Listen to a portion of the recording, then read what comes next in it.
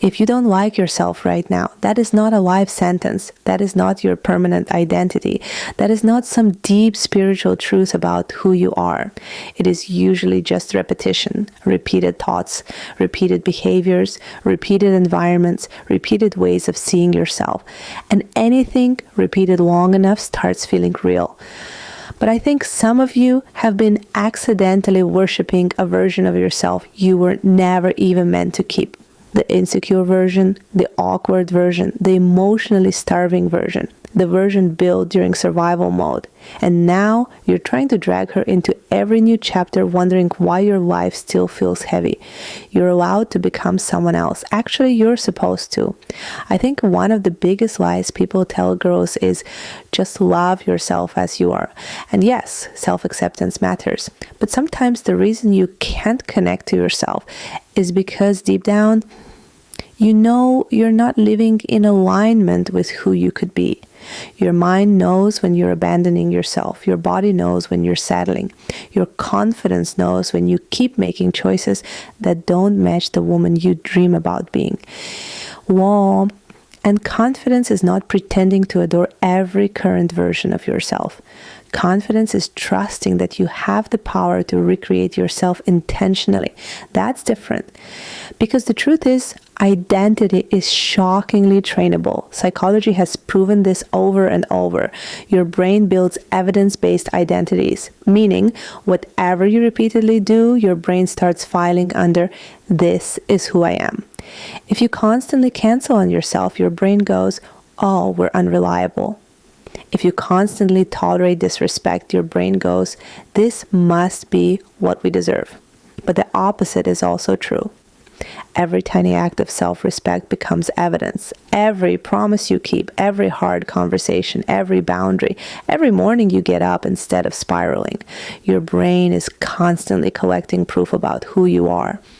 So if you don't like yourself right now, stop staring at the current character like she's finalized. Start building a new one. And no, I don't mean become fake. I mean become deliberate. There's a difference. I used to think personality was this fixed, magical thing you either had or didn't have. Like some girls were just naturally magnetic, disciplined, elegant, confident. Absolutely not. Most of those girls simply practiced being that version for long enough that it became natural. You're watching mastered repetition and calling it personality. You want to know something slightly insane? Your future self is built from very boring decisions. It's not one dramatic glow-up montage.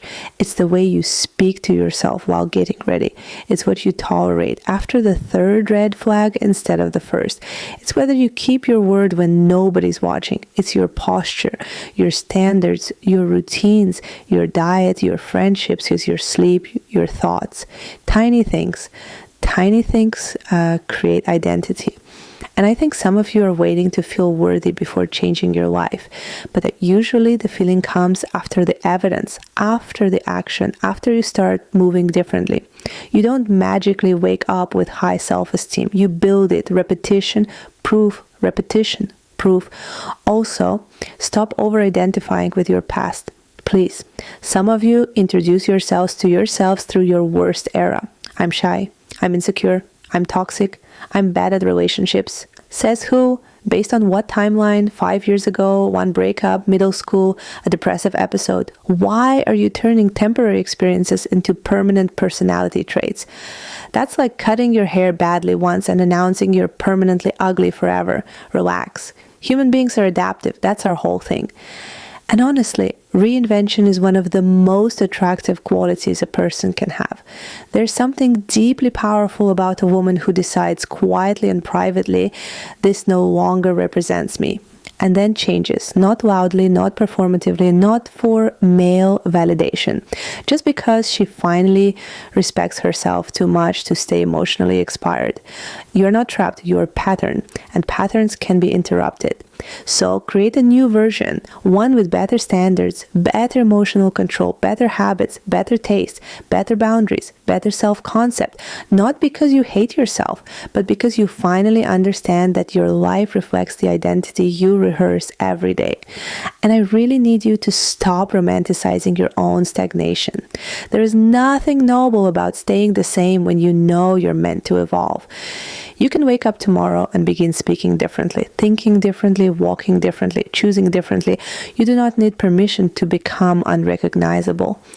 In fact, maybe the most loving thing you could do for yourself is finally stop clinging to the version of you that outgrew herself months ago.